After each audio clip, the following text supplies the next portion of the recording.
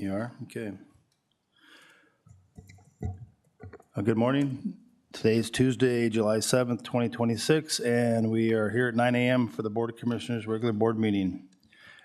Present would be all 5 commissioners as well as our county coordinator and county auditor treasurer.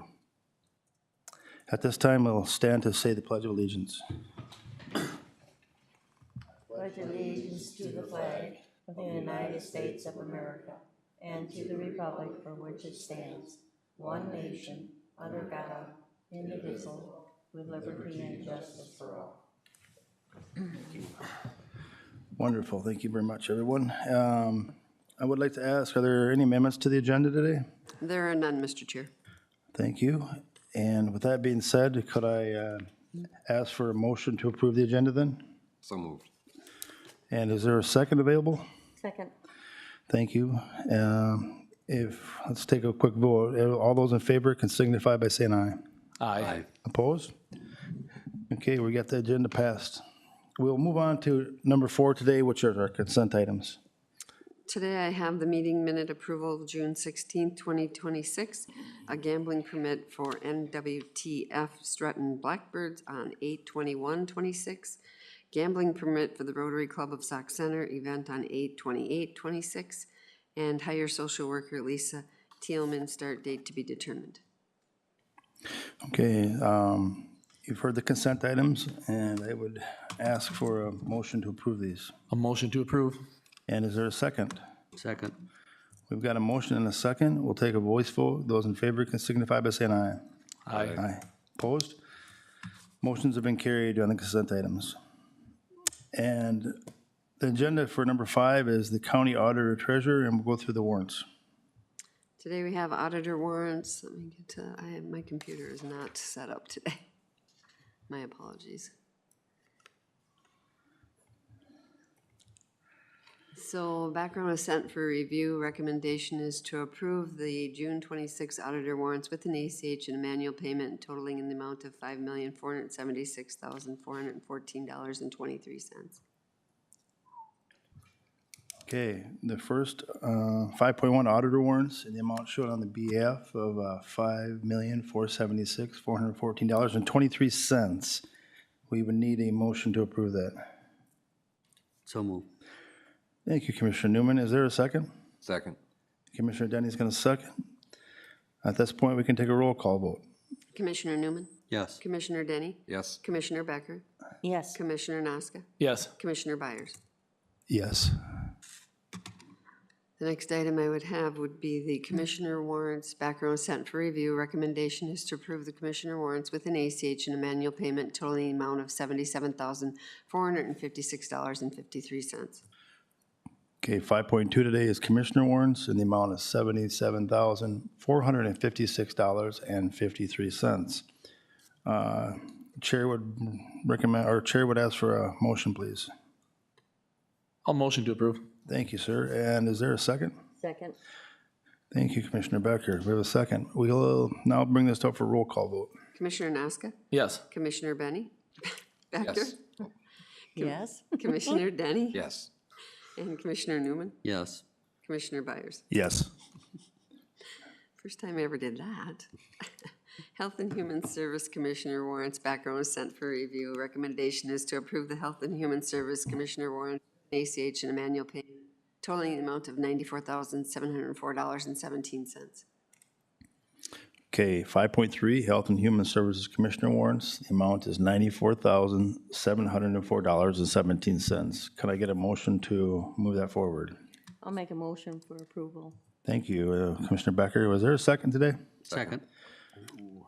Commissioner Newman gets the second, and we'll take a roll call vote. Commissioner Becker, Yes. Commissioner Newman, Yes. Commissioner Denny, Yes. Commissioner Naska, Yes. Commissioner Byers. Yes.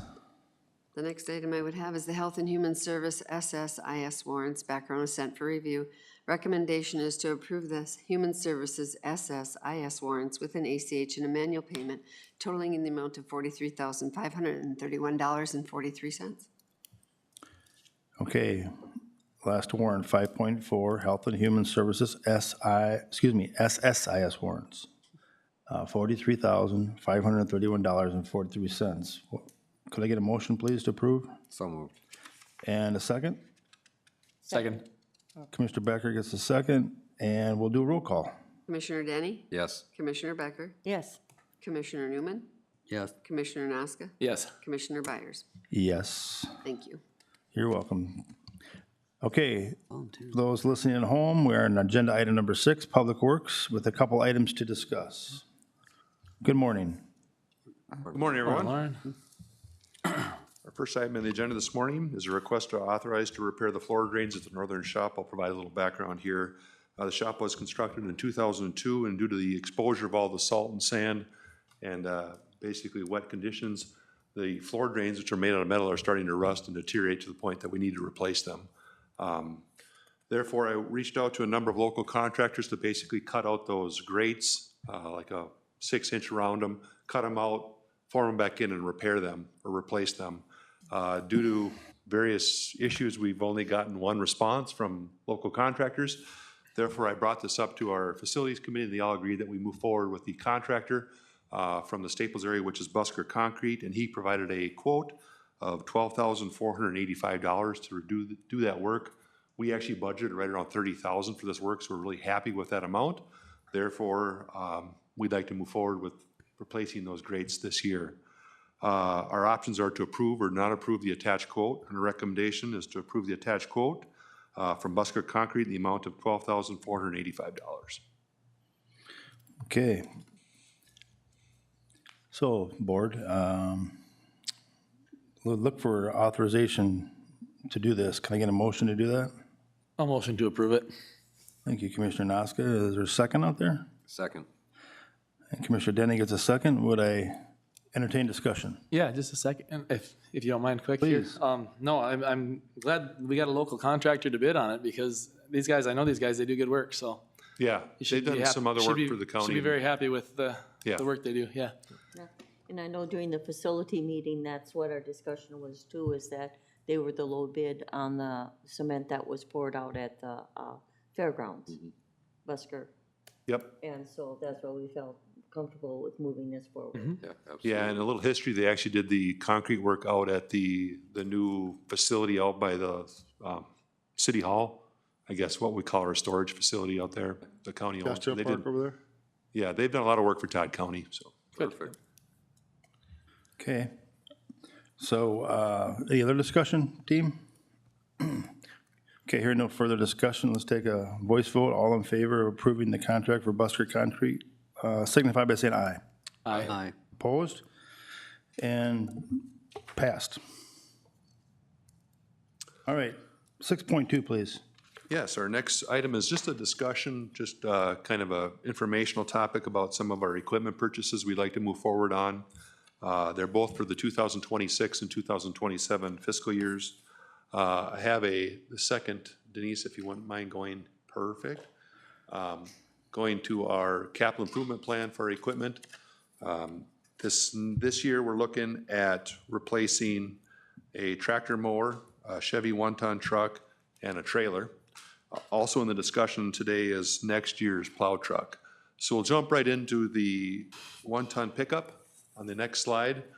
This came in front of the board on 5/5/2026 for approval to move forward with that, which was the purchase of a one-ton truck from Saxon Fleet Services. Immediately after that day, I submitted the purchase order to them. Unfortunately, I wasn't aware that the bank of order closed 6 days before that. So he said, you can't even order that piece of equipment. So therefore, I'll have to go back through the bid process and bring it back to the board once those bids are available and go through the whole process again. I missed it by 6 days. So just kind of an FYI. Okay. If you don't mind, a little discussion here, is there any way we can approve him to, if it comes in the same or less, to just get it? You know, rather than coming back to Kind board of for go through it? state bids and everything, doesn't it? It'll go through state bids, and then it does have to be a resolution to purchase. Oh, so we have to have because it would be okay, we can't just yeah. authorize him to No. take care of it? No, would be nice, but no. Yeah. Good question. I Well, did if you not, want me to just spend 50 grand, I sure If it's the can. same or less than we already approved, why wouldn't you? I know, but we'll just go back through the whole Okay. process, it's fine, so, yep. Next item, in order to use this truck, we'd like to upgrade one of our trailers. With our new operation, as we do a lot more stuff with our skid loaders, we become more mobile. Instead of using big plow trucks and bigger trailers, we've kind of downsized a little bit and used this 1-ton truck and a smaller trailer. But due to the increased size and weight of the skid loaders, we're really on that threshold of safety, and we really would like to upgrade this trailer to provide more safety, better functionality. Therefore, we'd like to trade in and replace the trailer with this, what they call an HH. It's an 8.5 kind of step over the tire, so there's no railings on it, and it's just a little more functional for our use. We got bids from local vendors here in Long Prairie, and the one we'd like to move forward with is from the trailer center here, Hillig's down here, south end of town. So for a total amount of about $16,000. And that, we'd like to bring that up for board consideration here in the next month or so. The next item was a kind of an update with that as far as our tractor mower purchases. Years ago, we used to go with our diamond mower, kind of on the left there, which is the side-by-side. Due to how we're keeping up with the skid loaders and way we're moving forward, keeping the brush down, we figure we actually can downsize our mower a little bit and go with what they call a Schulte. Still about the same width, but it's actually less cost. And since it's less cost and less weight on that machine, we can actually downsize from a typical 155 tractor, John Deere tractor, down to a little bit lower horsepower and go down to 130 horsepower tractor. Taking those downsize in those equipment, we think it's actually going to be a little more maneuverable, and we'll actually get more done on some of our flatter slopes roads, but it will save us additional like $23,000 just in the purchase price. So it'll be more than pay for that trailer that we just would like to purchase. So we'd like to bring that up for consideration here in the next month with the board. And then our last update is basically for next year's plow truck. We did mention this a little bit at our road meeting, and I realize the budget hasn't been set for next year, but unfortunately, due to federal emission standards, trucks are gonna see a huge increase, the type of trucks that we purchase, due to various emission standards and requirements. And they're basically telling us that the order deadline for next year's trucks, or for this year's trucks, ends August 31st. And if we'd like to get the current emissions, we need to put an order in this year by that date. If we don't and do it after that, we could see that $15,000 to almost $20,000 increase in purchase price. So if we are gonna move forward with the truck next year, in order to save the money, we're recommending that we jump on it right away. This is a little problematic, I realize, because we're right in the middle of the budget process and we're purchasing something that we don't have a set budget for next year. There's a little bit of risk, but with that, we do have an adequate fund balance in Public Works, so we could fund that if we needed to, if the budget doesn't go through with this in that plan. So thoughts, considerations, questions on that? It's kind of a little non-traditional in our thought process here, but if we are going to move forward with it, I think buying it now will save us in the future.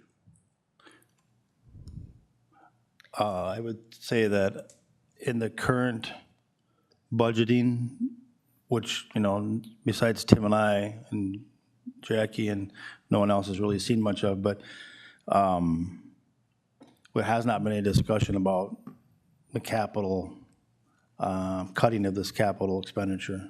But we will have a much clearer picture, what, in a week or two? Yeah, so I think we'll be able to, you know, beat the deadline of 8/31. If it comes sooner, you'll have to let us know if they give you some notification, but as of today, there's not been a discussion about not doing this. Okay. It's more of an FYI, this is coming. Yeah, thank you. And if it's an uncomfortable situation, I get that, and I don't want to put us in a position where we're doing a bad financial decision. But if we are going to move forward with the truck, we should do it before September. Perfect.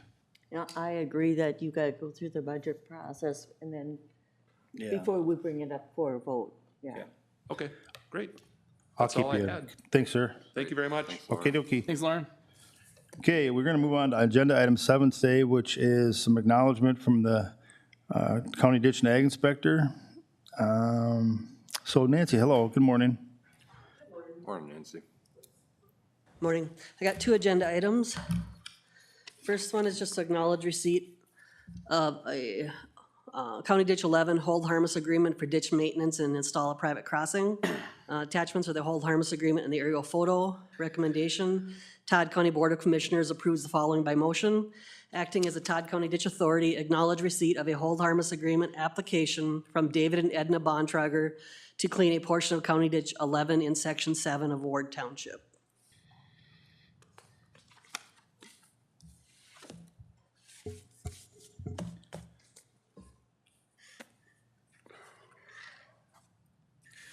Okay, team, 7-1 is to acknowledge the receipt of the County Ditch 11 hold harmless agreement. And there's a plat of it you can see, and any questions? Otherwise, I'd ask for a motion to approve. It looks good. I'll make the motion to approve it. Thank you, Commissioner Denny. Is there a second? Second. Go ahead, Go Barb. ahead, Lou. I heard her voice. You can get Barb, This yep. is my good ear. That's okay. Okay. It's a good thing she's on their good side. You switch your good ear every meeting.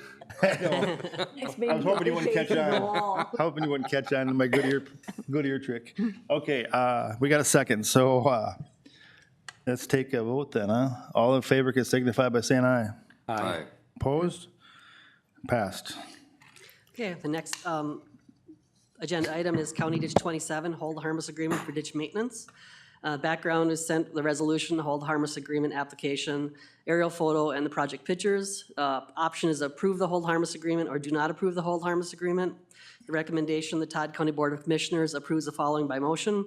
Acting as a Todd County Ditch Authority approves a hold harmless application from Scott Earlbeck to clean approximately 2,728 feet of County Ditch 27 on parcel 28,000,7900 in Section 10, Wycombe Township. This project will be done on his own property and at his own expense. Okay, we're gonna hold harmless agreement, and do we have any Yep, we got, pictures? Thank you. so you're just gonna clean You that said Wycombe, section. right? Wycombe Township? Township, yep. And if you just scroll down to the picture, that's, the ditch line is, not, no trees luckily, except for that little clump, but it's pretty much all grown in. Right. Pretty plugged. Okay. Well, team, let's see. We have a motion out there to approve this hold harmless agreement. A motion to approve. All right, Commissioner Noska gets it. Is there a second? Second. Commissioner Denny gets it. And any discussion? Yes, Mr. Chair. Say, is that culvert bent in? It looks worse from the top than it is from the bottom. It's actually quite a large culvert. Okay. So it is a little bit bent, yep. All right. And I can't even remember if that's a township road or a county road. Let me look. Is that something that's hard to straighten out, or does it need to be replaced to do anything with it? It would need to be, and it would be the road authority who Oh, would do it. So gotcha. it's a township road, so it's 380th. So that would be Wycombe Township. All right. But Thank you. it's a very large culvert, though. It's not causing any drainage issues issues. because it's just that Obstruction. large. Yeah, it's a large culvert. Okay. Further discussion, anyone? Hearing no further discussion, we'll take a voice vote. Those in favor can signify by saying aye. Aye. Aye. Aye. Opposed? And carried. All right, thank you very much. You're welcome, and thank you also.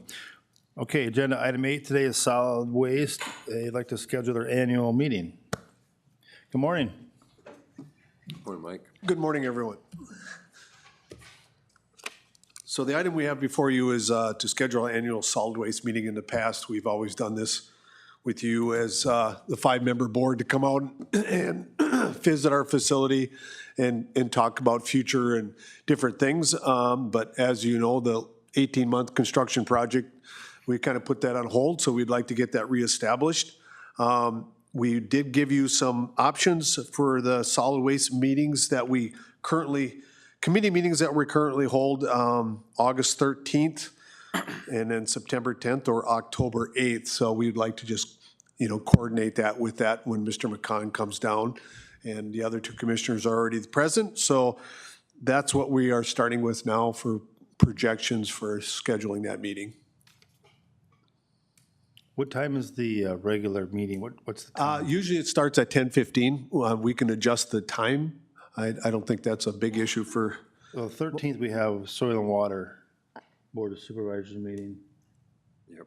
So. You and that- do and that's every from- Thursday though, because that meeting always coincides with, yeah, That's 8:30 to like, We always have it. That's why I leave early. Yeah. yeah.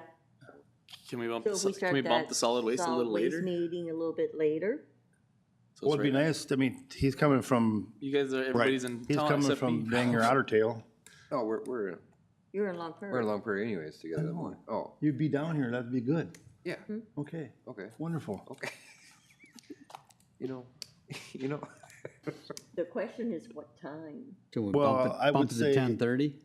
yeah, time? 11 o'clock. I would say at 11 at the earliest. That's gonna put Barb and I in. Yeah. Because we have to be in Lowry. That area. Rainbow Rider. Yeah. man. I'd say 10:30. Rainbow Rider. So that's what I Did- say, you said 10:30 you'd would be tell great. 10:30. Yeah, let's just do Yeah, it, do yeah. whatever, that's fine. We'll figure it out and We'll get out by 10:30. one of us will, yeah. And guys, I normally just would leave the water and soil meeting a little earlier. Yeah. When I Right, was yeah, attending that's it. what I was, yeah, Yeah. Let's just pick a date. okay. 13th, you want to do it? The August, get Let's it do it. done with right Let's away? Get her done. You have time to prepare by the 13th? Mm-hmm. Okay, I'm okay with that, you guys? You wanna send us out a calendar invite, Mike, then? You bet. Thank you. All set. All right. Thank Mike. Thank Thank Mike. you. This is listed as an action motion, so are we just So- using this Oh, as a yeah. We need to discussion? have a motion. Yeah, Yep. we need to have a motion that you're setting the date. Oh, because it's marked action motion. Okay, I'll you're- make the motion Thursday. Tim, the can I get a 13th. motion? Yep. Yep. Tim made the motion, and there's a second? Second. Barb seconds, and no discussion, everybody? All in favor signify saying aye. Aye. Aye. Opposed? Thanks, Mike. August 13th it is. So, I mean, a question like, does that need to be a motion action? Can't that just be an FYI? Oh, because they're, their own entity, yeah. As you, because you're setting the meeting, you should be doing a motion so that we record it and it's public. Posted, yeah. Process, Official, huh? process. Okay, we are now, for those playing at home, we are now on administration, agenda item 9. We're going to talk about updating policy committee membership. Yes, thank you. So I'm here because the current composition of our Todd County Policy Committee is being updated to better reflect the county's operational and governance needs. The proposed revision expands the committee membership, and so currently it is 2 county commissioners, the human resources manager, the county coordinator, the county attorney and/or labor attorney, 1 elected official, and 2 department heads. And what we are asking to update would be to also be able to send, besides a 1 elected official, or an alternate for the elected official, and 2 department heads, or an alternate for one of the department heads. So that is what I'm asking the board to consider. Your options would be to update the policy committee membership or to not update the policy committee membership. And recommendation would be to update as written in the recommendation.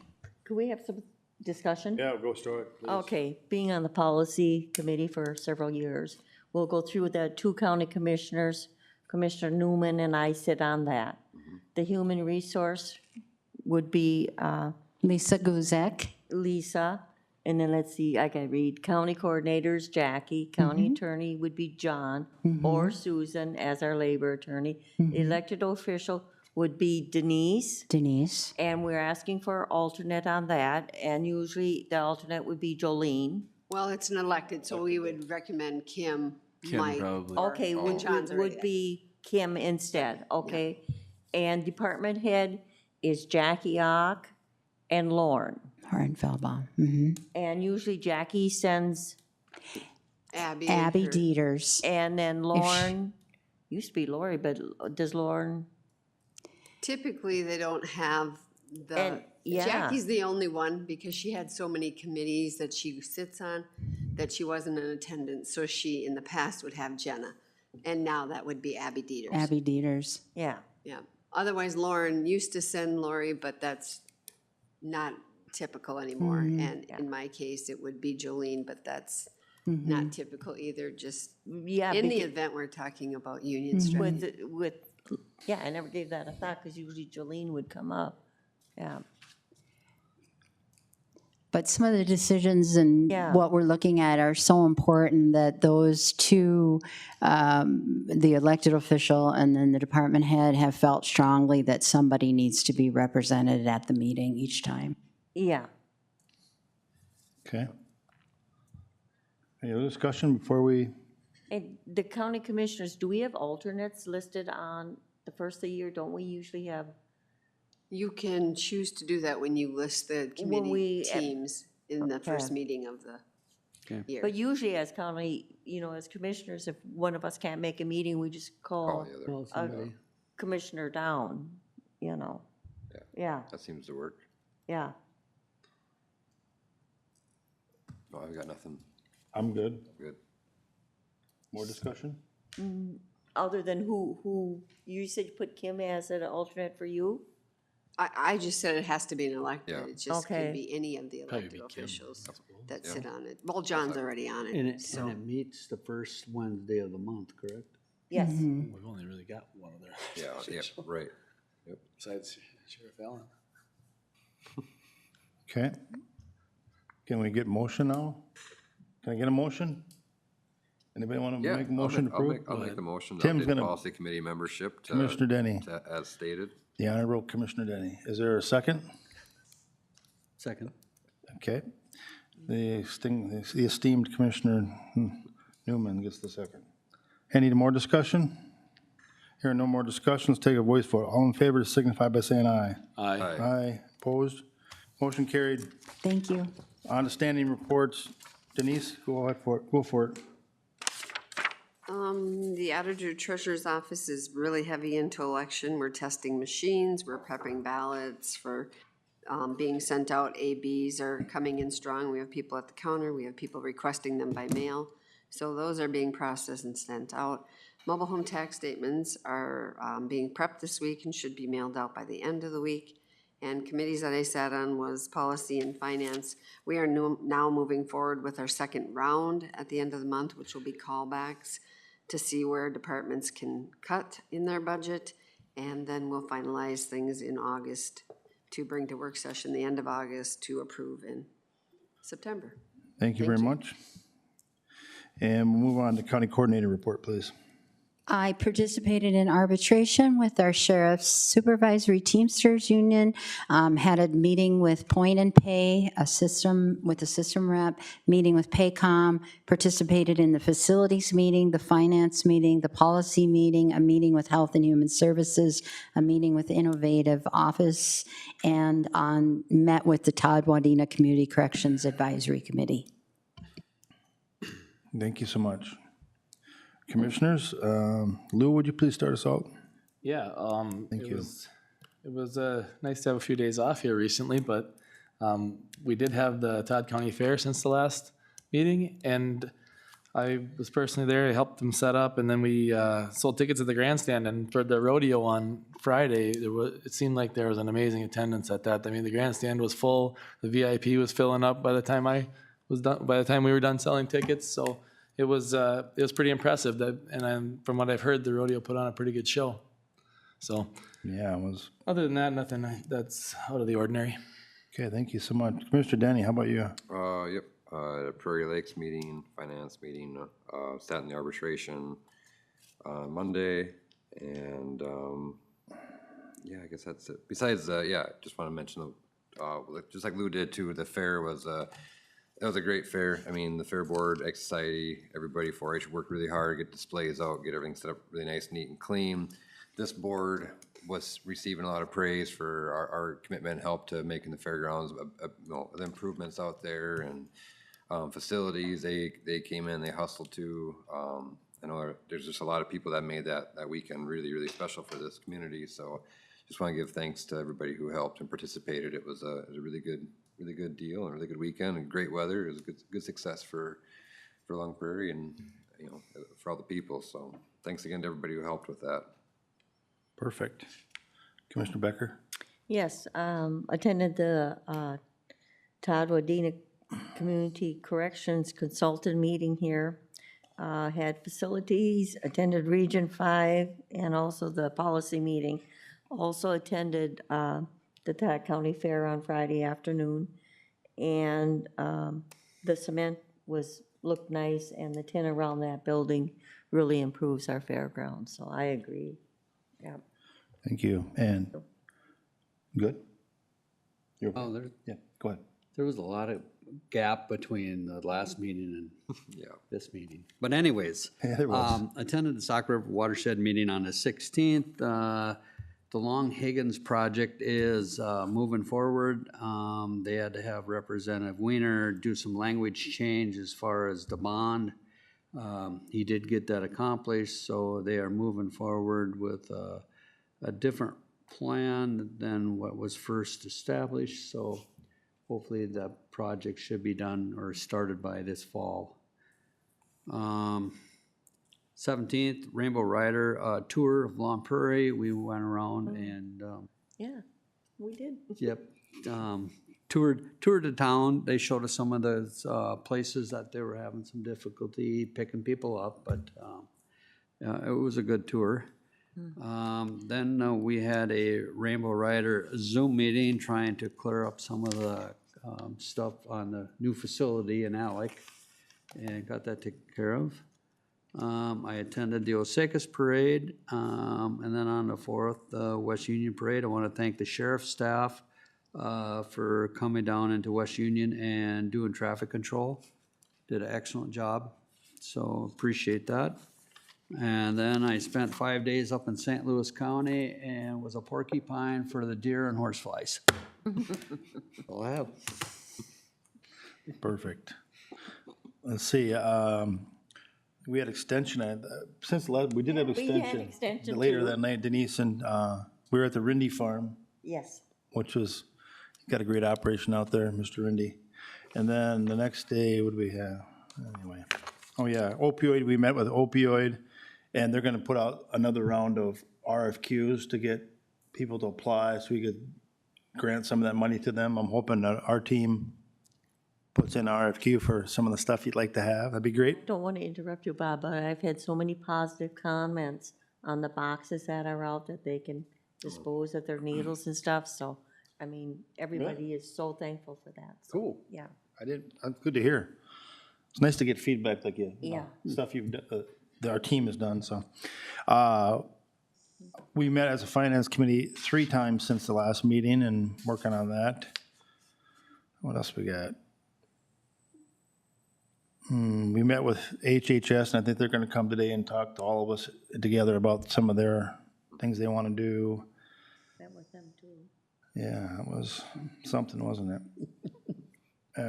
Finance again, sorry, I'm just trying to get through here. Waiting to the arbitration, obviously that was 5 or 6 hours, and so, more finance. And then yesterday, we had I went to the first time I attended the Todd Wadena Corrections / OTC Advisory Board meeting that we now are on. And I will just say that there is a lot to discuss. And I think, Jackie was on it with me and Denise, no, excuse me, Jackie O and Jackie B were on it with me. There were commissioners from Robert Laren from OTC and Ron Noon from Wadena, a correctional guy from OTC County, I think, from Fergus area. And then some like other people, the Schaumer and the consultants, so just a lot to go through. Personally, I don't think anything's gonna get done in the near future, but it's just one guy's opinion, but we do have some immediate needs here that we're gonna try to work on, so. That's it for me and the standing reports, so. Gonna recess here, ask for recess, adjournment. I'll make a motion to recess. Okay, there's a second? Second. Any discussion? No discussion, all in favor, signify by saying aye. Aye. Okay, work session will begin quickly. 5 minutes. Say, Mike, I gotta talk to you for a We're second. on time.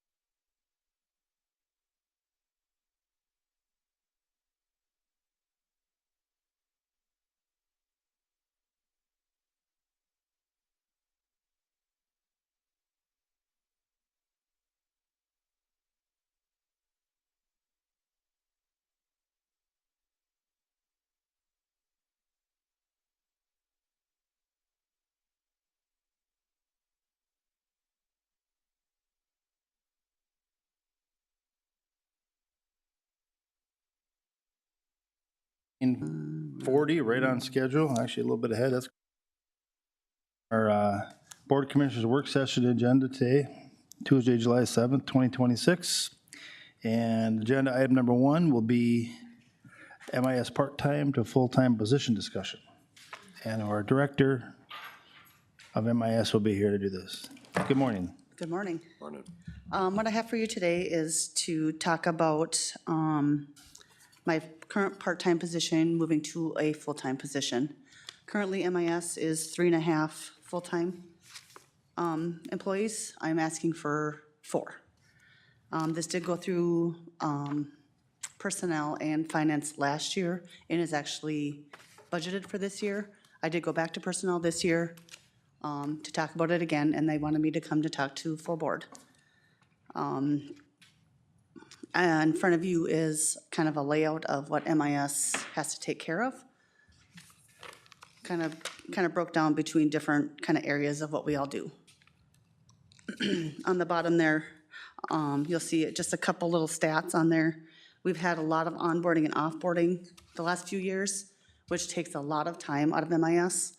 You know, getting users set up, getting them set up on multiple computers, especially in the sheriff's office if they work dispatch, jail. There's multiple computers they all have to be set up on, making sure permissions are correct, all that kind of stuff. And then when they leave, it's removing all that access and making sure their email's archived or has to go wherever it needs to go.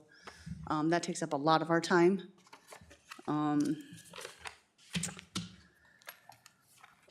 I know Mike has been our part-time guy for, I think he said he was gonna be starting his 19th year.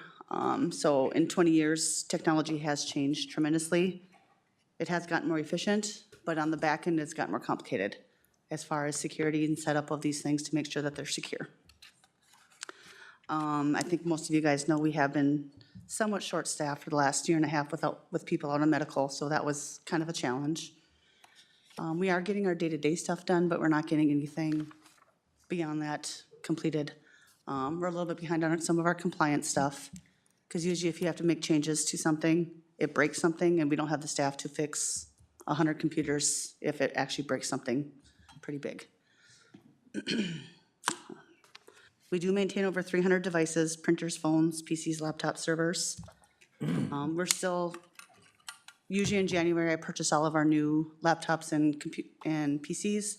We still have 15 in the box that we haven't got to get out to replacements. So yeah, if you have any questions for me. Thank you. Is there, team, is there questions for Director Dicker? I don't know if I have any.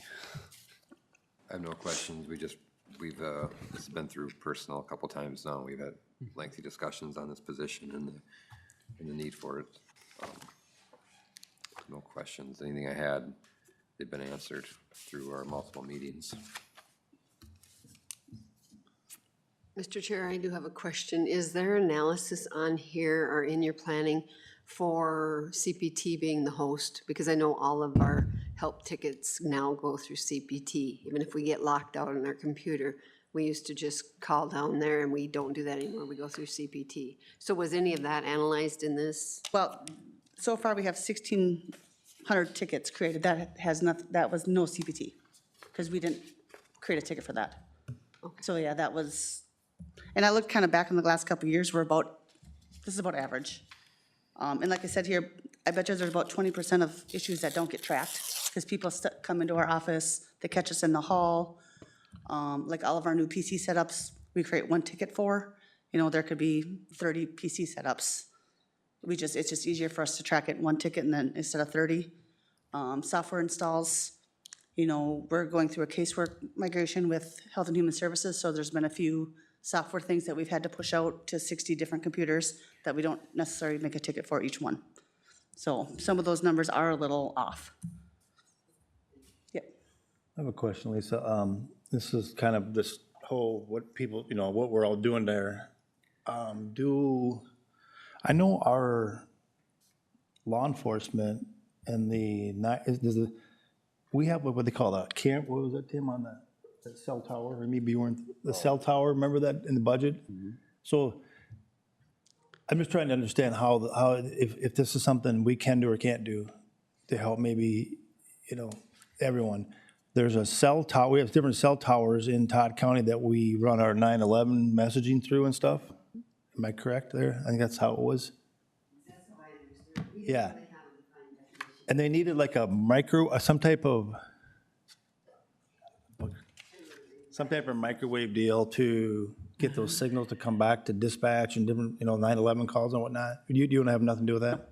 No. Okay, so let me keep going just in case you can have something to do with that. Can we use, what's it, Skylink? Can we use Starlink?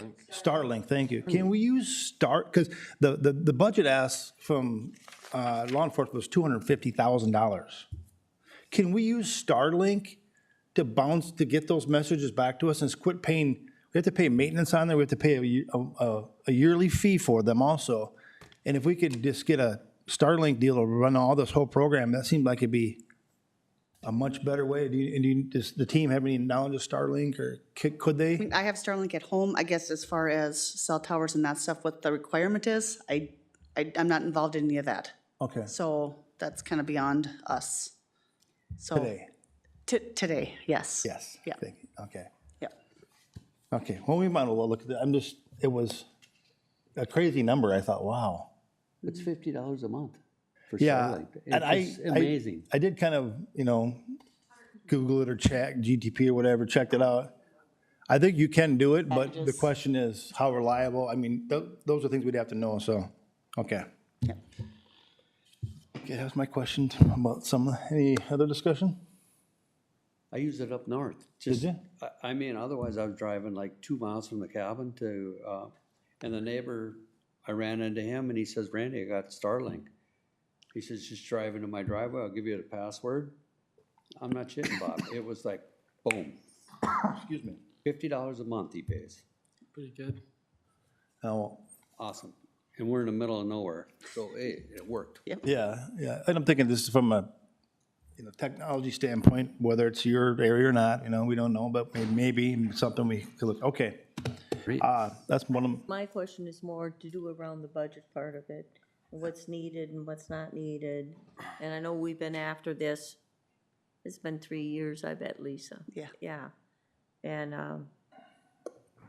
so, well, and I think sometimes people think AI or all this technology is going to it's probably added just as much as it's helped Correct. for, absolutely. On the front end, it's great for end users, but on the back end, it's a lot more complicated for us to make sure everything is working and secure and all that kind of stuff.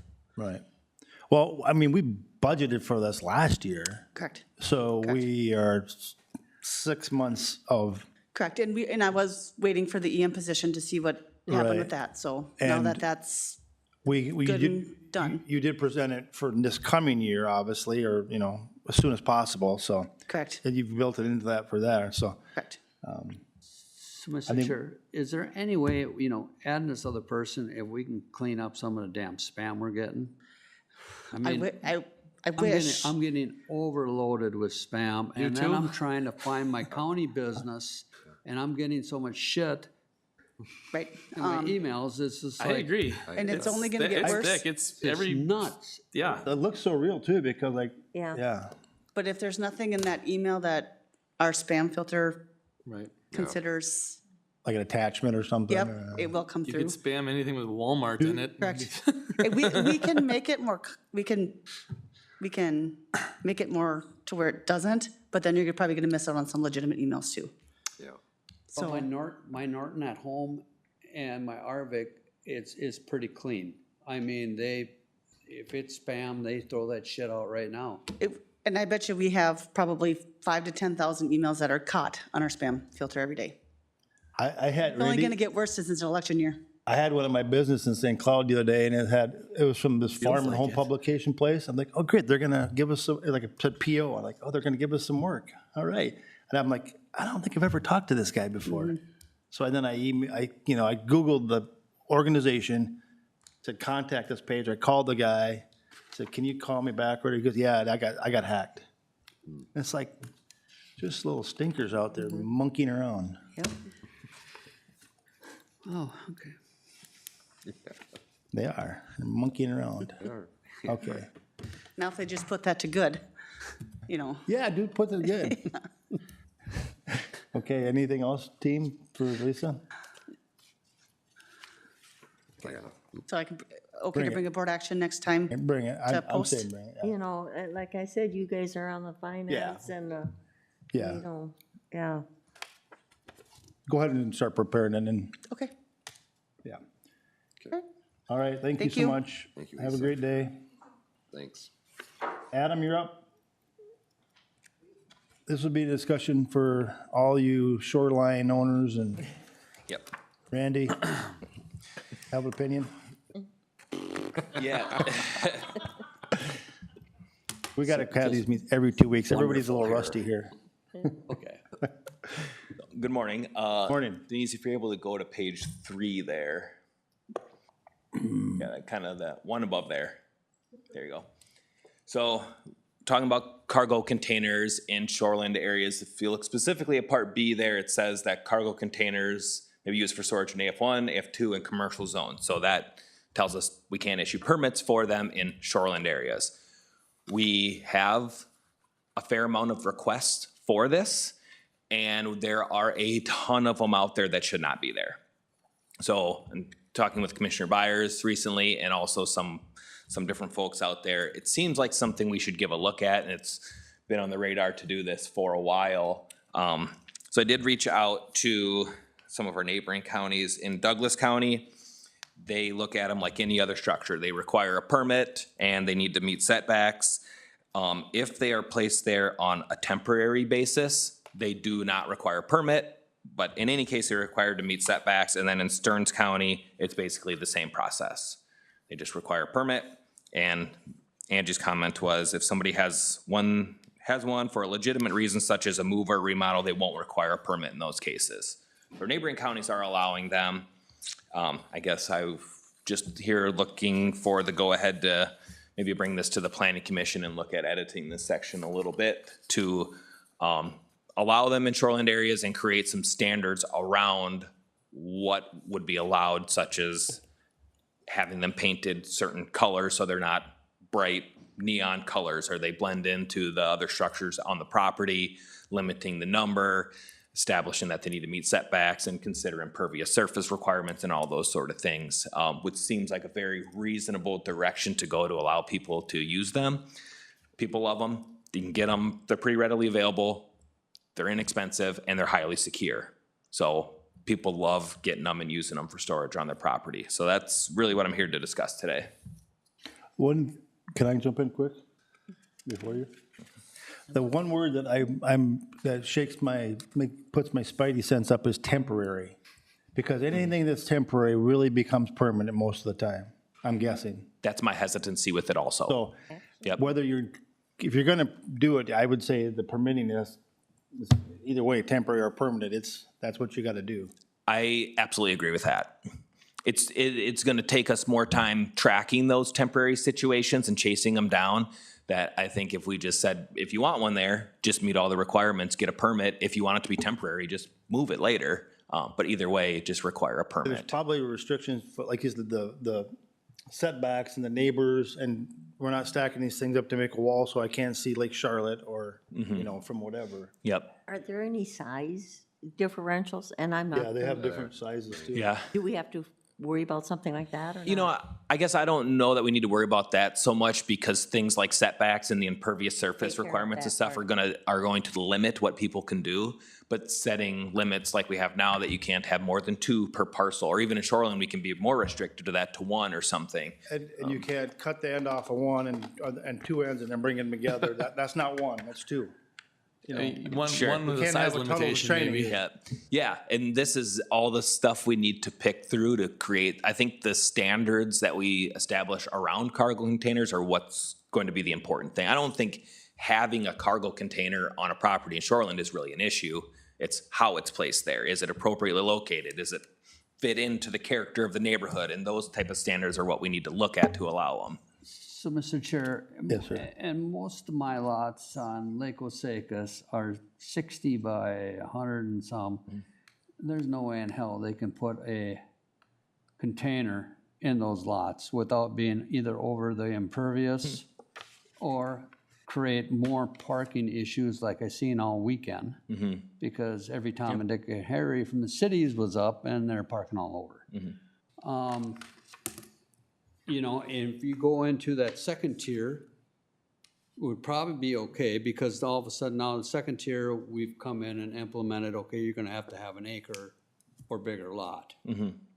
So probably there, but still, you're gonna bring them in and you're close to the lake shore for storage. And now we're seeing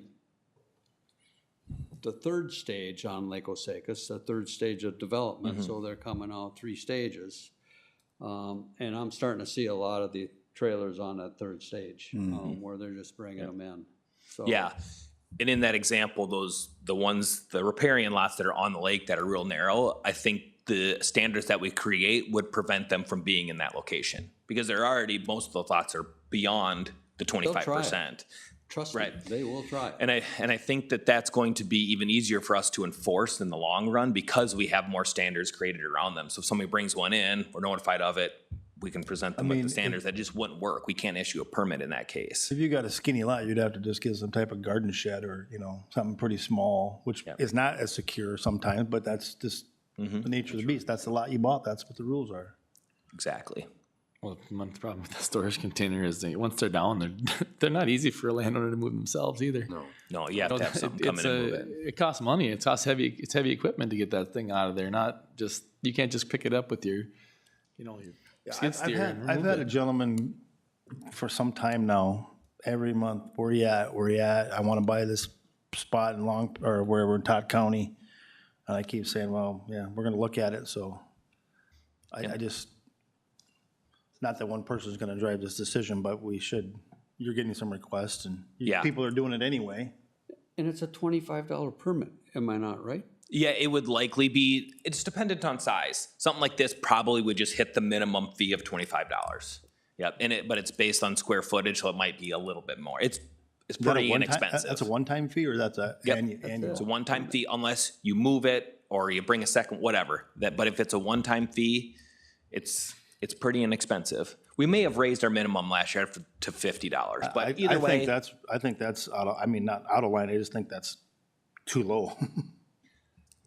Well, So, Mr. Chair, what's the assessor assessing these things at? I don't know, but that is The structure on your land, so. That's a good question too, yeah. Yep, and I can get that from Chris for the planning commission when we start looking at If you this. put a pergola up, you probably get charged because it improved the property, or a lean-to. Yeah. Yeah. Yeah, right. Okay, any other discussion for? No, I just was Director looking for the go-ahead on that. Yeah. And then if I can, this has been kind of on the radar for a while now, but when we had solar ordinance update and the feedlot update, we've done all those bigger, maybe high priority type of ordinance amendments. Being that next meeting, you'll see the comprehensive plan to potentially adopt that. I don't expect any discussion or an answer on this today, but I'd like to just plant the seed on the concept of opening up the entire ordinance book and doing more of a comprehensive look at the whole thing. Probably something we'd have to bring a consultant in on something like that, and I think we could secure some grant funding to do that.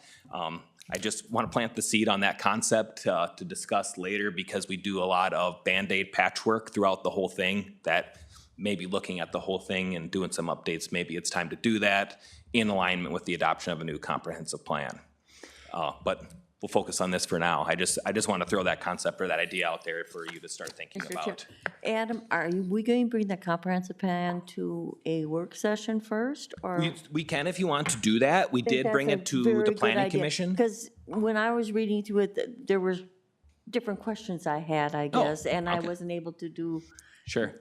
the meeting on Thursday night, so. Yeah, if that's what I'll put it on the work session for the 21st. The planning commission did recommend adoption, but Okay. there's no timeline to adopt it on something like this. Oh. So if we want to do work session and then the next meeting to adopt it, that's totally fine.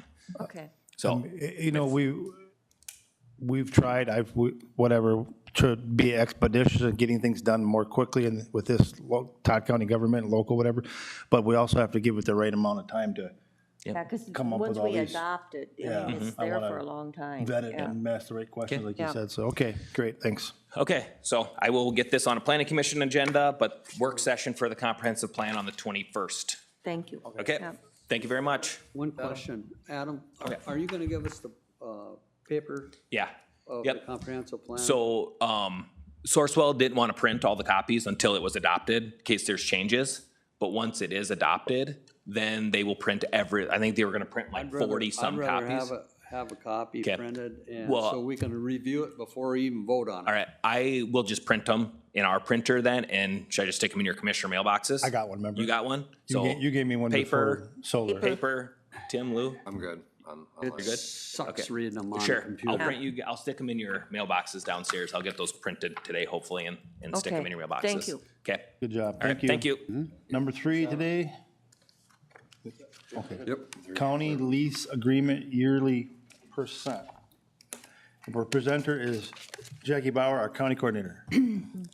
So, yes, and I bring this today because we're getting really close to needing to prepare lease agreements for the Long Prairie Hockey Association, for the Expo Building, Northern Pines for use of the Staples Building, and then we also have Hands of Hope. So we have 3 lease agreements that the county does with these 3 different organizations. Currently, each of them, or at least 2 of them, right now Northern Pines was done for just 1 year because it was their first year using the Staples Building.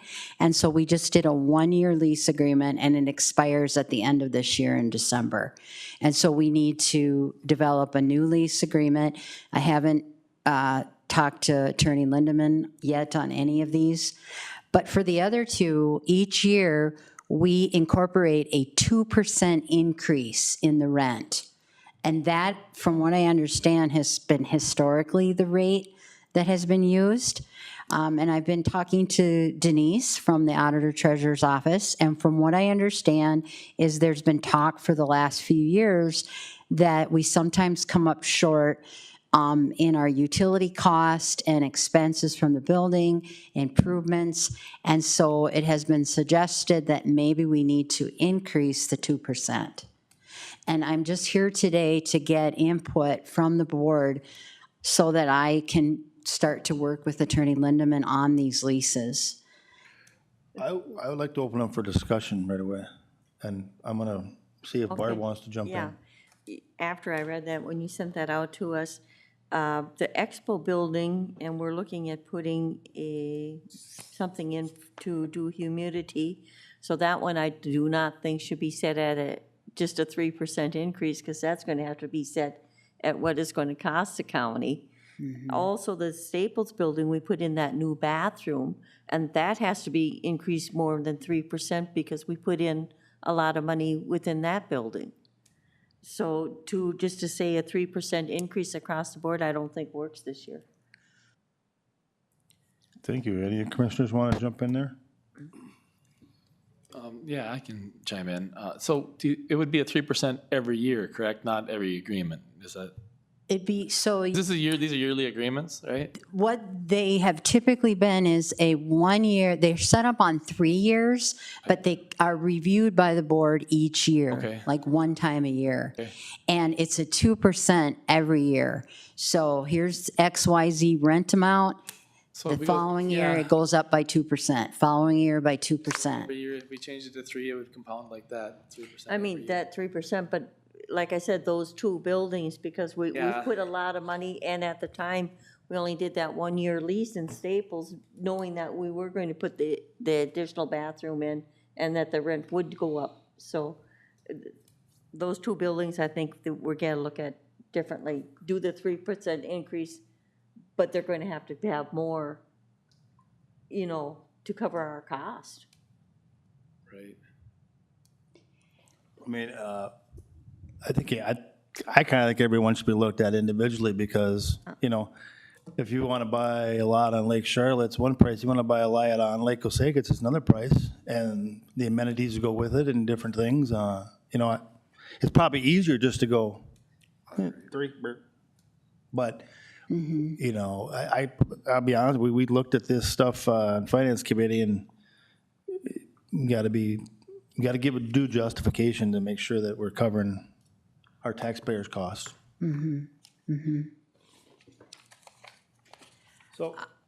So moving forward, do you believe maybe the advice would be to continue to gather input from all of you individually on what your thoughts are, but then also to work with Denise's office and the Finance Committee on the discussion? Because within the next probably 30 days, we're going to need to bring these lease agreements to the board. So over the next month. Well, we're meeting next week, right? We're not meeting this week? Next week. Next week, we're meeting. Okay. We could come to the next session with a recommendation, and you guys could all On the 14th. put your eyes on it and say yea or nay. That okay, Okay, Jackie? that sounds good. Thank you so much. Yes, I just would like. appreciate that. Okay, perfect. Thank you. You bet. Why don't we move on to number 4, which is the Public Works org chart. Okay, so about a month ago, Lauren Feldbaum had reached out to the administration office, and he was, asking us to consider possibly moving the ditch and Ag Inspector Nancy Eulenkamp out from under his Public Works org chart. And really, she is kind of a separate entity. And he felt, I don't approve her time, I don't sign off on her timesheet, but yet on the org chart, she was showing as underneath, kind of across his other managers, and he wanted that clarified. And so the administration office looked at it. We currently have our emergency management director. He's basically answers to the board, so does the ag inspector directly to the board. However, I'm in between there just as the liaison to the board. And so the emergency management director kind of has his own branch. And what we're recommending on Lauren's ask is that the ditch and ag inspector also be out on that separate branch as well. And so it would be on the org chart, the commissioners, myself as the liaison, and then the ag inspector, ditch inspector underneath on a separate branch. So I'm here today just to get your feedback, get your input before we bring that to board, because it does need to come in front of the board and be approved. But just for cleaning this up, basically coming to you to get your feedback or your support on that. Mr. Chair. Please. Jackie, have you checked with Douglas County on how they're doing theirs? Ditch inspector is in the same facility as their county engineer. And I do believe their ditch inspector is under the county engineer, because you have to have all the equipment to go out and inspect the ditches and stuff. So if you would, please, I would check I with can do Douglas that. County and see how they're doing it. Okay. I can definitely do that. So what's, like, is it just,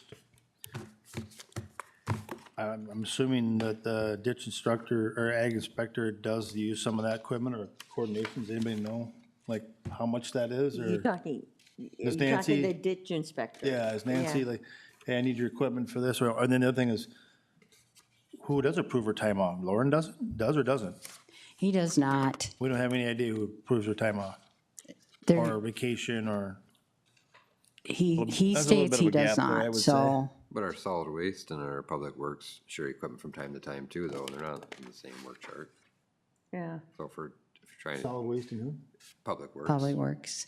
They'll borrow equipment back and forth one Oh, another. yeah. So, I kind of figured they did. yeah, I'll need to ask that if she uses the equipment out there. I don't know that. I'd check with the coordinator at Douglas County and see how they're doing it. Okay. Because Tom Anderson, he's retired now, but his office was right in the facilities of Public Works. Okay. Douglas County, so. And I can check on that. I guess my question is, why is this even coming up? I mean, she's been out there doing this for many, many years. What's bringing this up for conversation now? It was per request of the county engineer wanting it to be clarified, only because he feels he doesn't have any oversight Next or to each other, anything a desk, you know, for a her, wall even though apart. she's housed there. What's that? I said they're in the same building. They I mean, are. they're- You stay in the same building? Yeah. Yeah, she would stay there. There wouldn't be any office moves or anything. It would just be an org chart move. It was That's all, If I may basically. speak on it, it was a placement holder. She used to be in the auditor treasurer's office in our old building when we were over there. Okay. When we got forced to come over here, there was no room for her. So she was placed out in Public Works. I think everyone presumed, if I can say that word, that Lauren was an overseer of her. I guess this is the first I heard she doesn't have him approve her time card. Because she wasn't a department head, she was placed under, there was a spot out there for her. They felt it was a good fit, Okay. and So so then- that's why she moved And out she wouldn't be a department head by moving on the org chart. She also shared with me that she at one point also for a time was under planning and Planning and zoning, I zoning. believe. So she she's should been be. popped around a bit on the org She should chart, be under planning and zoning. from what I More understand. than Lauren. Yes, because Really? actually, she should be placed down there And she too, should be downstairs. because our office is the caretaker of all the ditch records. So there is times she has to come up here and go through the filing cabinets. So we have to be the caretaker of those. Don't know why, state statute, probably back 100 years ago, but, so that's where she was placed after our office was planning and zoning, and then Okay. out to highway. Maybe I need to reach out to Douglas and some other counties. Yeah, when you guys have a personnel, you should go through this, you know, because, yeah, really, she should be Well, under We have, yeah, planning and zoning. that's fine. We just got to get the people that are doing the jobs to, Yeah, I don't want to, I mean, they got to come up and say what makes sense. Where am I located? Who's going to approve my vacation? Who's going to check my time? Whatever you got to do. I mean, if it's not getting done, it's kind of a gap in our responsibilities. So, but the problem of it is, in the past, and I look in the past because I don't know what's going to happen in the future, but upstairs, we didn't have a coordinator, or we didn't have anybody up here. So if that position would ever be left empty, who's going to do it in place of that one person? You know, because if you've got emergency manager, if you've got ditch inspector, and as long as Jackie's, you know, there, but if there's no one sitting in that chair, who's going to do it? yeah. Why don't I do a little bit more research, as Commissioner Newman has suggested? I'll reach out to Douglas County and maybe also reach out to a number of our sister counties around us. Find out where that position is housed in those counties. Because I feel like she's a ship without a port, so we need to find her a spot. Yeah. So, Mr. Chair, just, Jackie, have Douglas County send you their org chart. Okay. Lee, I can ask Lee about that for sure. Okay. You know where to go, Jack? Yes, I've got direction Okay. then. Good We'll enough. just kind of sit Anybody on else that want for to chime in now. here? Everybody else? I think we're good. Okay, perfect. Have at it. Thank you. And agenda item 5 in the work session agenda is care coordinator position, and we will have a few members of our team, HHS team, yeah, that's what it's called. That's what we're doing. Good morning. All right, so we're in front of you this morning to talk a little bit about care coordination. As we looked at this service line and some fiscal analysis, we thought it would be important. And then with their lead agency review that Kim and Hillary went through a few weeks back, was at the last work session, with the recommendations that have come down from the state. So this is where I'm gonna let Kim take over, but again, it was more of a program review as we look at current state and we look ahead to the future as to what does that mean for Todd County with mandated and non-mandated services. And then again, that fiscal, as we're working with people, but there's also a fiscal component that we really needed to dig into as well. Right, yeah, so as Jackie had mentioned, just a brief overview. I know you guys have looked at these slides, but care coordination is also it includes our waiver case management, our managed care, our health plans. Our goal is to keep people in their homes as long as possible, keep them out of the ERs, try to live as healthy a life as they can with services provided in their homes. Before we move on to the next slide, can we jump in and talk about stuff as maybe, because there's a lot of Yeah, if, slides. like, and we don't need to go through this again. I'll never if you guys just remember what I wanna- was gonna ask you if I don't write it down and Okay, stuff, yep, so. no, that's First totally question fine. I might ask is, how many adults are on elderly waiver? If you've got that, if you have them, Yeah, fine, if you don't, that's fine too. Thank you for that. I actually brought that this time. I brought a lot of papers, so hopefully I can find it right away. And I thought I brought it. Jackie, can you move her mic closer? Yeah. Or Kim, because she talks very faint and we always get questions. Will you pull your mic very close? You talk very lightly. Absolutely. I'm sorry, Commissioner Byers. I thought I brought it. We have 859 total clients. I don't have it.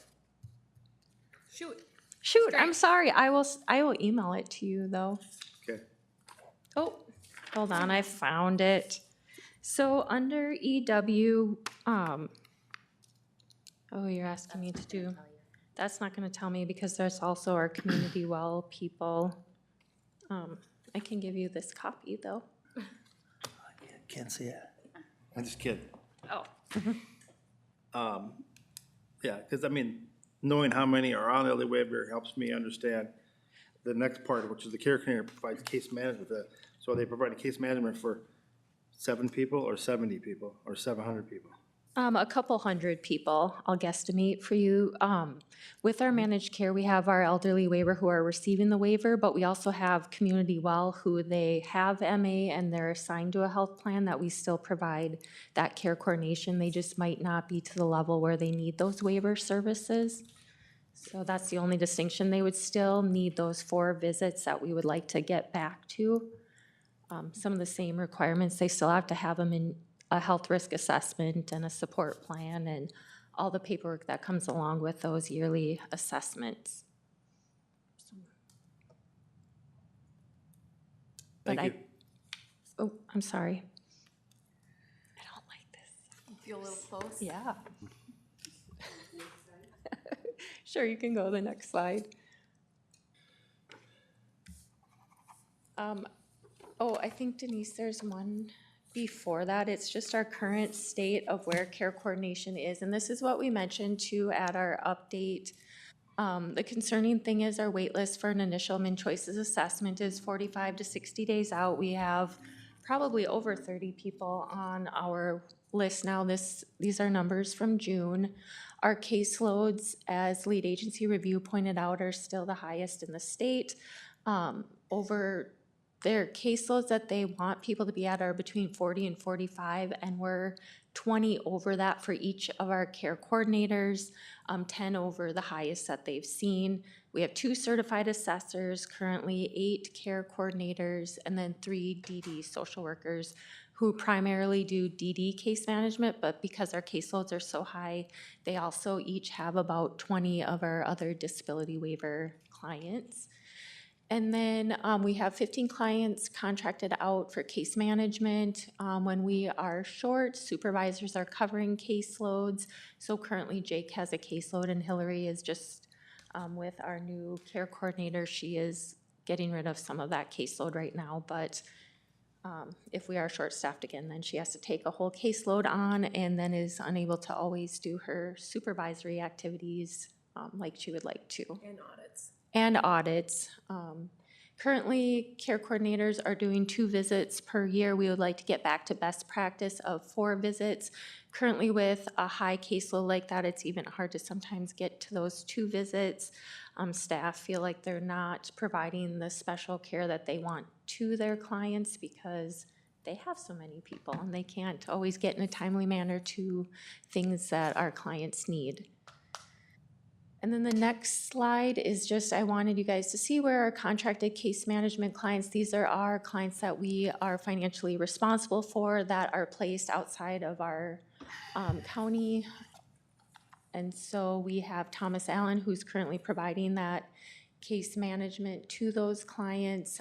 We try to utilize them when they can, but they're also dealing with staffing shortages and they have not been able to take on clients for us in other counties, so we are actually serving some of those. Mr. Chair, if I could, what's the cost of this Thomas Allen? You know, how do we So we subsidize him? don't have any cost other than they bill DHS directly. So by us not providing that case management, they get that revenue. But we also take into account that we don't have our staff driving to Pipestone or Duluth. Oh, it's and much that- cheaper for us to have them. Yes, I mean, yeah, absolutely. It is. Monetary wise, you know, but yeah. Yep, it is. It's just they're also running into that piece where they have staff turnover and capacity. Thank you, that's the right word. There is billable time though for us on the paraprofessional side. Go ahead, When it Karen, comes talk to into the Tom. microphone. So when it comes to Thomas Allen, like they provide the case management, but our para still does like the data entry as far as like service agreements. So we get reimbursement for that. It's just they're billing their case management time. Yep, and it should be noticed too that Hillary does spend a lot of time that isn't billable, approving service agreements, things like that, answering questions for them, because sometimes they haven't, they have specific client questions or just need that added direction. So, yeah, when you look at it, it doesn't, but it does at some. Can I ask a question, Mr. Chair? Just so I understand it and maybe the public understands it. Are these people that lived in Todd County and moved to these other counties? And Yep. so we're still the caretaker even though they are in St. Louis? Yep, because adult foster care is an excluded time facility, so we maintain financial responsibility for them until they would move 2 full calendar months into a non-excluded time status place. If they would move, say, to an apartment with just services in their home, then the clock would start where we could transfer. Thank you. There's a whole behind-the-scenes part of that, too. Yeah, so there's some criteria that has to be met in order for that to be included, but County of Financial Responsibility, CFR, you're gonna hear that acronym a lot, which is relatable to those clients. We are the County of Financial Responsibility. Yep. Okay, can move on to the next slide. Lead agency review recommendations. I know you guys have all seen this before. We have the high caseloads. Another serious concern to be mentioned and noted is they were very concerned, as are we, about the burnout and stress that staff have with having that higher caseload, constantly going from case to case, not feeling like they're doing a good job, never being able to catch up. Let's see, caseloads, we would like to go to 4 visits per year as best practice, and the lead agency review had recommended hiring 2 staff to reduce the caseload. Our waiver numbers are increasing. The number of kids that are going on waivers is increasing, and when talking to the lead agency review team, they felt that future-wise, adding 2 people would be good, because when you get a high number of kids going on the waiver, you will have them throughout their lifespan. So they felt we should be okay hiring 2 more staff. A question. Underneath the recommended caseload of 40 to 45 cases, there's a expectation of 4 visits per year. So that's visits into adult care and child care? Yep, that's for all those that are on waivers. They have to have, statute is 2 face-to-face visits per year, but we would go to 4. And that's to better serve our clients, to know them, and kind of catch some of that stuff before it does become an emergency or an issue. If someone has, if they're, what, CPS, they're having checks? So is that at 4 times a year is what's expected, or is that different? That's different. That depends on the situation, and John would be better able to answer that, but these are just our It's an individual requirements. case, it could be number of children in the home, could be condition, blah, blah, okay, yeah. Yep, and that's not to say that for some of our people on waivers that we aren't seeing them even more than that. It just depends on what their needs are. Thank you. Yep. Like Kim had said, in some cases, there's frequent contact with these clients, but billable is 4 times a year. Yep. We have, We can bill for each contact. yeah, and there's some instances where staff was dealing with them daily, correct? Yep, over the phone if they're having issues. We have some clients that call daily just to check in, things like that. With noting the child protection piece, we are working with John and his team too on when they have kids in placement, if waiver is appropriate for their next step down service to get them out of that treatment and into a child foster care home if they need that, or they might just need those added waiver services in their home. Great, can move to the next slide, Denise. Just wait, I got a question. You mentioned child care homes. How Child many are foster there in homes. Todd County, or how does someone get into helping you out with because I know placement is so difficult. Absolutely. So is there a way people can help out, or, I mean, is this a long program they have to go through to get, To become a provider for child Yes. foster Like a care? foster care? Yes, provider? they would have to fill out all the licensing paperwork. And are there become several in licensed. Todd County or not? John, what's our volume? We just licensed our first child residential foster care, which this is referencing. We just licensed our first home this year.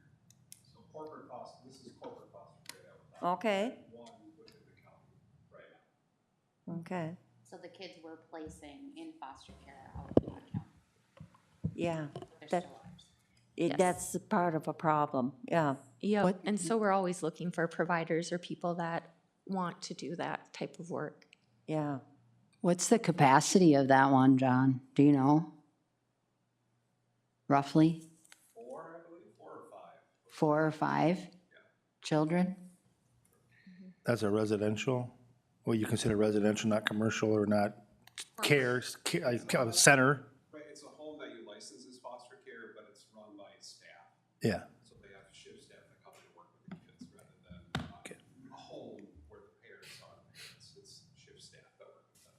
Similar to our adult foster care that are 4 beds. Okay. And just factors to consider when we get to the different options that we have is that we're working with people. When you see the numbers, the caseload numbers, we're actually working with people who have high needs, that are vulnerable, have disabilities. We would like to not have caseloads for our supervisors. We'd like to have enough room in our caseloads that the other staff, for a time being, until if we have someone that retires or moves to a different position, that they can handle that for the time being. Burnout stress, we would like to reduce some of that stress, alleviate those caseload sizes. When talking to staff, I ask them, the easy option is to get rid of managed care, so that decreases our caseloads. But like I've said before, it's not, just because it's easy doesn't mean it's the right thing. So when talking to staff, they would really like to keep their managed care clients because they know them, they provide the care to them. It would just be hard for them to lose those clients because they do care about them. And then they also welcome the idea of being able to have that time to see their clients 4 times a year to provide that better care.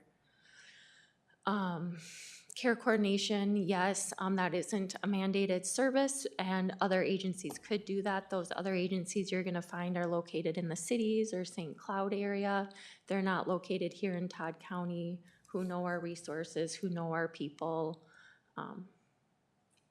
Let's see, one vacancy that we're hoping that we're going to be able to bring to board next time to fill. I did put the notices of if you wanted to terminate one or both of our health plans. Medica needs a 125-day notice, and Blue Plus needs a 130-day notice.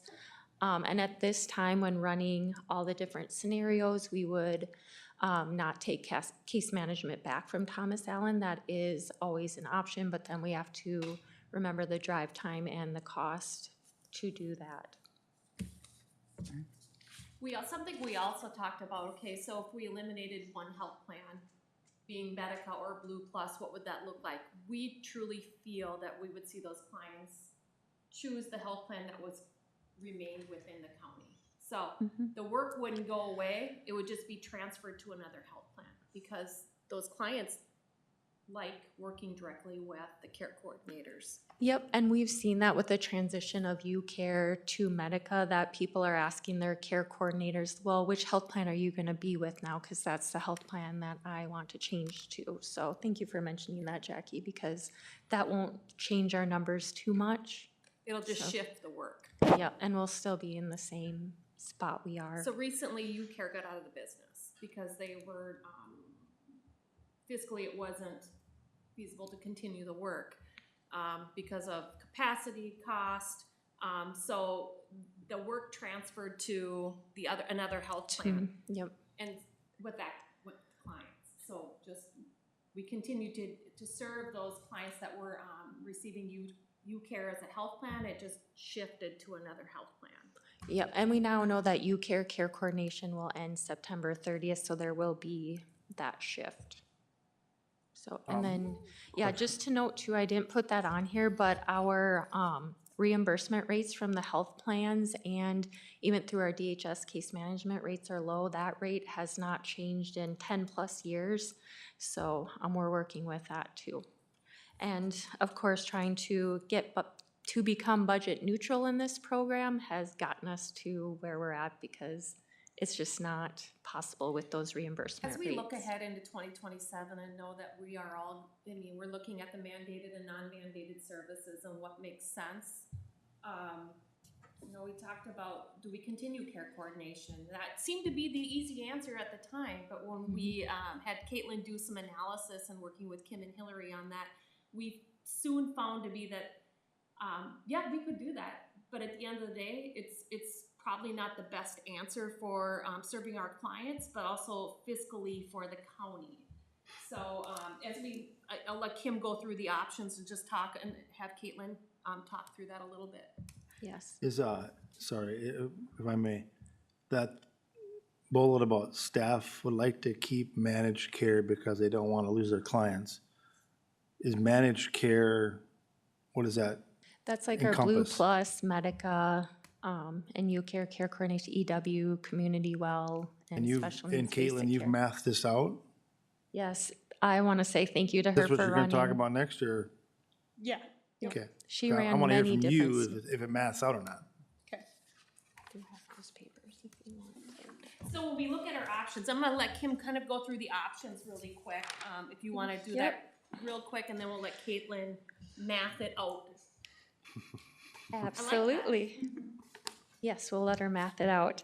So our options, obviously, we can do nothing, keep everything the same, and just stay in the same boat and risk that staff burnout and high turnover, which also, as you guys all know, has high costs tied to that as well.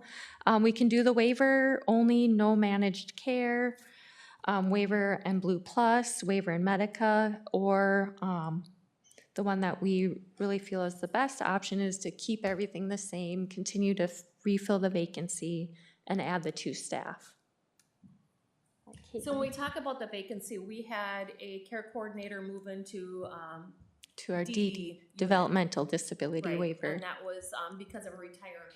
So we then said, okay, we need to kind of pull this apart as to, do we continue with care coordination or not? Do we refill the position? Do we, again, we broke it all down through your options here, and this is where the analysis came in.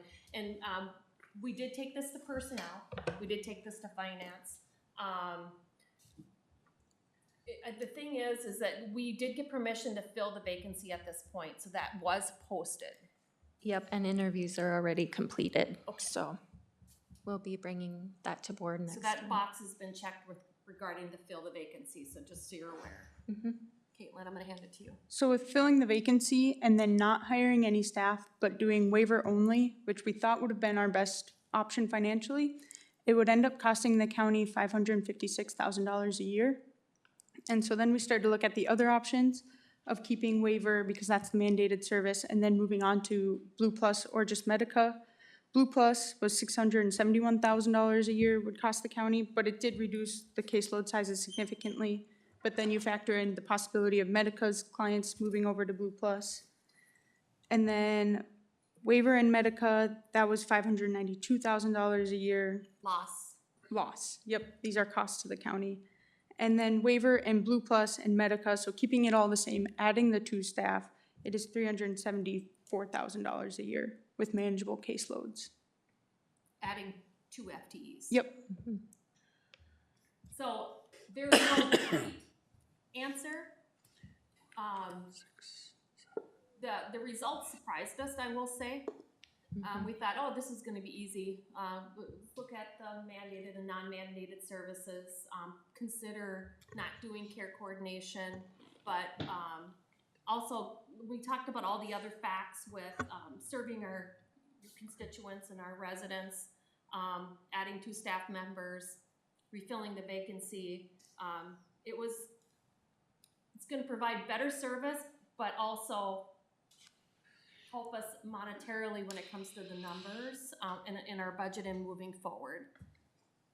Today, not just in 2027, today. So, because we're still at a loss without being able to see those clients 4 times a year versus 2 times a year, which is happening today. Which is why we're bringing this to board. After we reviewed this with a finance committee, we just said, here's where we're at. I think it would be a better service, but would aid our budget if we filled those, or added 2 positions today on top of filling that vacancy. Yep, and it'll also allow our developmental disability unit to go back to just a caseload of clients with developmental disabilities, because those disability waiver clients would go back over more in Hillary's unit, and then that would also, with the lower caseloads, allow us to catch up on our initial min-choices assessment requests. We have 20 business days to do those assessments, and right now, with being, I think it was 45 to 60 days out, we're not fulfilling that and statutorily, and that's for people that need services to stay in their home. That's a long wait, especially when it's taken a while for them to call in for those services, and now they have to wait 2 more months to even get seen. It's just not a good feeling all around to provide that type of care. We want to provide the best care that we can, and we're not able to do that currently. We've been talking about this regionally with our fellow county directors, supervisors, and managers. Everybody's in the same boat. Not that misery loves company, but we are not alone in this. Caitlin did talk about it at her supervisor meeting as well within the regions, and she heard the same thing as well as what Hillary, Kim, and I have heard. It's analysis that each county is going through and finding that care coordination does offset the greater of your options with losses, but also providing the better service that comes along with it. So. Right. Can I ask you to repeat the number 1 option? What was the figure waiver on it? only option? Yes. Yep. That was $556,000 with caseload sizes of 25. Okay, thank you.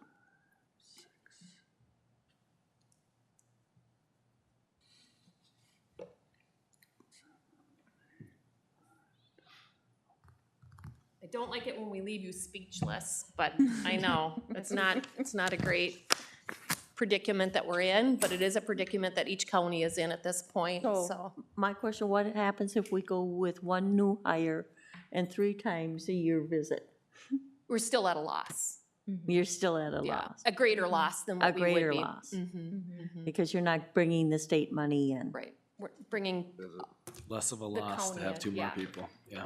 So which is why we brought that forward. Numbers are numbers. Smaller wound, yeah. The numbers are the numbers, and, it's Well, and we're hopeful, like DHS is gonna raise their rates next year, because that is in conversation right now, but I'm not saying it's going to happen. Yeah. When you talk about cost shifts, and this is something that has really legislatively been pushed and advocated as well, this is just a different form of a cost shift. Let's just be clear about that. The state's budget isn't aligning as well, and, you know, their rates just aren't keeping up to inflation and costs for the county for a mandated service that we are required to do, so. Those counties that are have longer delays than what we have, what, and the state's saying, you know, it really, to me, it comes down to, you know, do we have this, I'll say that lesser impact financially to us, but the other side is like where the bar is set by the state. And if everybody else is saying, we don't care if we're below the bar, and we're below the bar, I mean, it doesn't seem like it's a realistic What other delivery of counties services, because we, you know, have done and considered, Aitken and Crow Wing are sharing an FTE with MinChoice's assessments, so their assessment or their wait times are less, or at statutorily as required 20 days versus what we are at 45 days.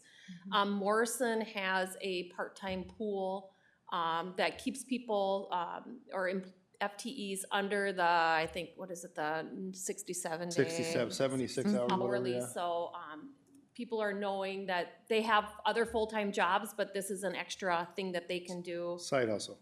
Side hustle, to come in and do those assessments and help them with their wait times. But statutorily, it's 20 days, and we are not meeting that. It's a tough boat to be in, and yet we have people waiting to receive services that are in crisis. And that doesn't feel good to any of us, and I'm sure it doesn't feel good to anybody else, so.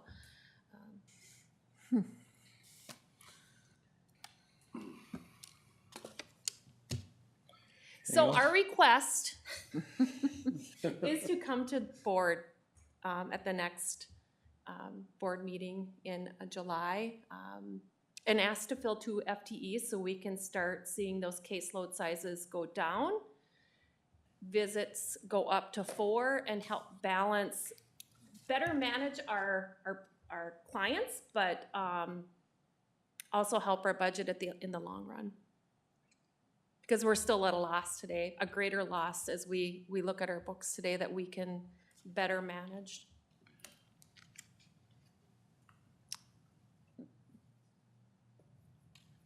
Well, as it sits right now, we'd be doing the taxpayers justice by taking the lowest option that impacts us, whether or not we like it or not, whether or not it feels good.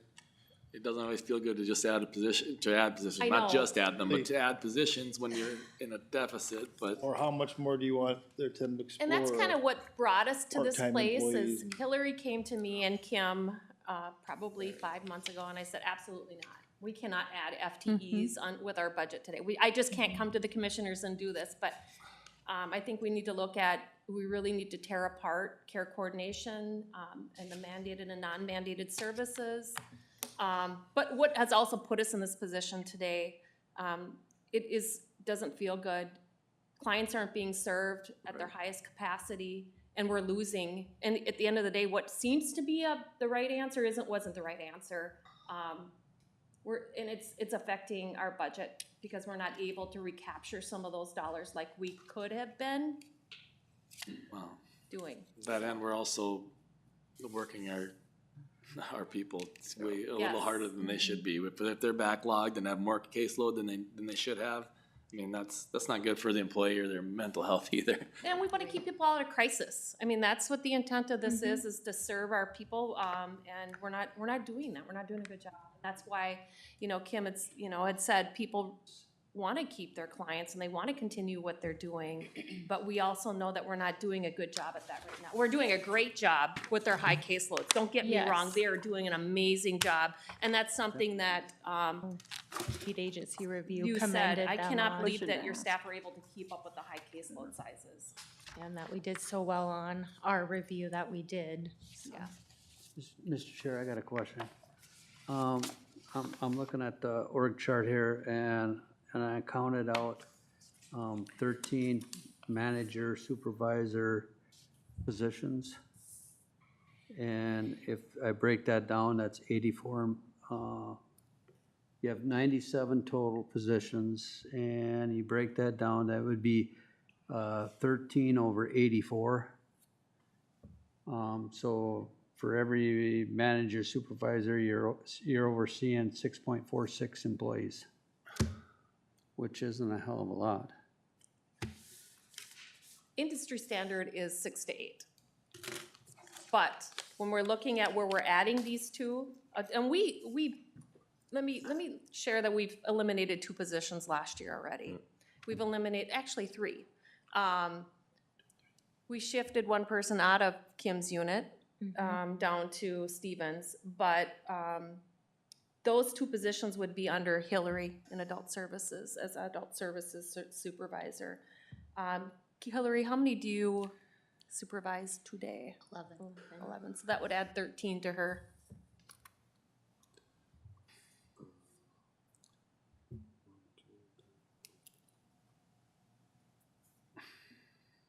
Okay, guys, what are we gonna do here? What do you wanna suggest to the team?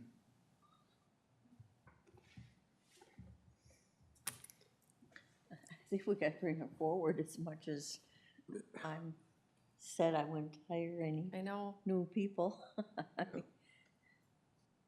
Yeah. If you wanna meet the standard that the state of Minnesota has given us, you'll have to. If you wanna not meet the standard, then And One if of you the still reper- don't, you're still losing. Right, right. yeah. Yeah. I kind of think that that's what we're gonna have to try to, in the immediate future do, and maybe look at some of what Randy was just talking about too, so, Yeah, okay? You guys all right with that? Yeah. Okay, yeah. We will see you we'll in have 2 a, weeks. we'll have a finance in between there, I think, right? Yeah. Next Thursday, so, okay, Yeah. okay. Okay. Thank you. Thank you. Thank you, everyone. Mm-hmm. That's the last thing on the, work session, team, so we're good to go. I gotta get adjournment. We're adjourned. Yep. Hillary. No I action. feel like we just need to figure out a way to bring more money in somewhere.